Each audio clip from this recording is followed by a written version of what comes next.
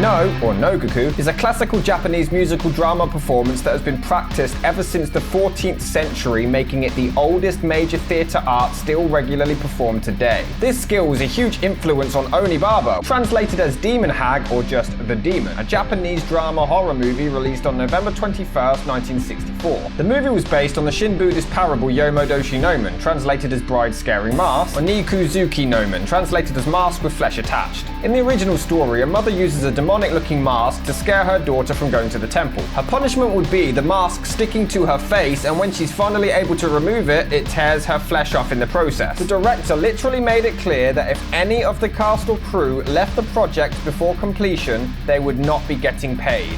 But that kept their asses motivated. So the movie takes place shortly after the Battle of Minatoga in the 14th century during a period of civil war. The film focuses around two women, mother and daughter-in-law, played by Nobuko Otowa and Jitsuko Yoshimura respectively. They randomly kill samurais and sell their armour, and then throw their bodies down a massive hole. Soon enough, the daughter falls for a man named Hachi, played by Sato, who consistently feeds her his sushi roll, much to the chagrin of her mother-in-law. Meanwhile, the older lady is confronted by a samurai in a demon mask who needs her help finding his way. She wants to know what's under the mask, but he refuses to show her until the bitch tricks him. He falls down the massive hole, she climbs down after him, finds the last known audience who ever tried to watch the movie Elephant, unmasks him, and finally sees his discovered grill. She then chooses to wear the mask to scare the shit out of her daughter-in-law to keep her away from Hachi, but soon finds trouble when it's cemented to her face. The younger lady then batters her face with a hammer, and is then shocked when she unmasks her to see that she is all disfigured. The fuck did she expect? She then flees from her, thinking that she's a demon, before tricking her to also fall down the hole, which literally ends the entire movie there. Director Kaneto Shindo claimed that the effects of the mask on those who choose to wear it are symbolic of the disfigurement of the atomic bombings of Hiroshima and Nagasaki, the film reflecting the traumatic effects of this visitation on post-war Japanese society. The mask itself also inspired William Friedkin to use a similar design for the makeup of a white-faced demon in a little film you may have heard of called The Exorcist. I feel like the movie genuinely does have a really good and solid message and delivers it quite well, that no matter what you do, there's always a consequence, and eventually karma will come back and bite you in the ass. It's a good message with, admittedly, a lot of weird but intense visuals, an astounding musical score, great performances and great shots. This scene seems like it's all choreographed to go along with the beat, and it looks like a very well done sequence.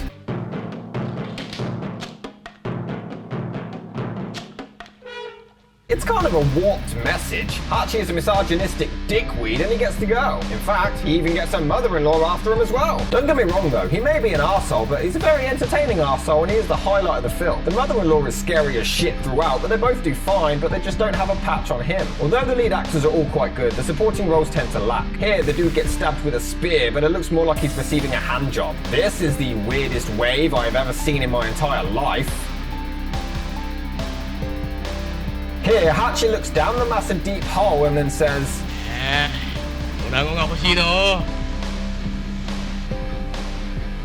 if a hole that large and deep reminds you of any woman, I think you're better off single, mate. So the scene where the mother-in-law meets Hachi, it just drags on for forever. It's not even necessarily that bothers me. It is the sheer lazy writing. The entire scene is literally, please leave her alone, I need her to kill people, she'll desert me. No, we'll just be friends. I'm begging you, please, have your way with me instead. No, I'm not interested. Please, if you take her, then I'll have no one to kill with me and she'll desert me. No, we'll just be friends. I'm begging you, please, have your way with me instead. No, I'm not interested. Please, if you leave with her, then I'll have no one to kill with me and she'll desert me. Shut up!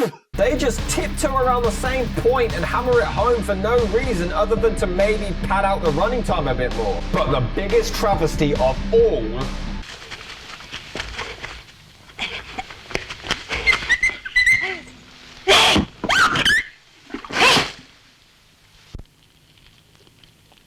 never kill a dog.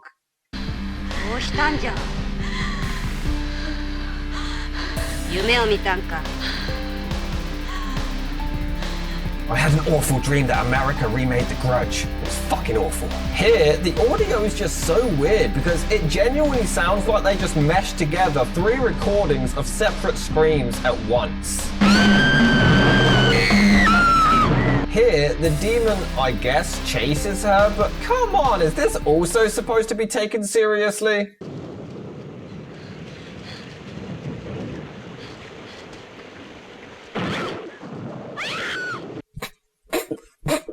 All in in all, it has some eerie moments, it causes a really chilling atmosphere, the music is very well done and adds to the drama. An interesting watch, despite some scenes that go on too long, but it's one I'd recommend checking out if you want to see a simple love story expanded upon with the addition of horror. I wrote love in quote marks in this script because, well, they even fuck in the middle of a store.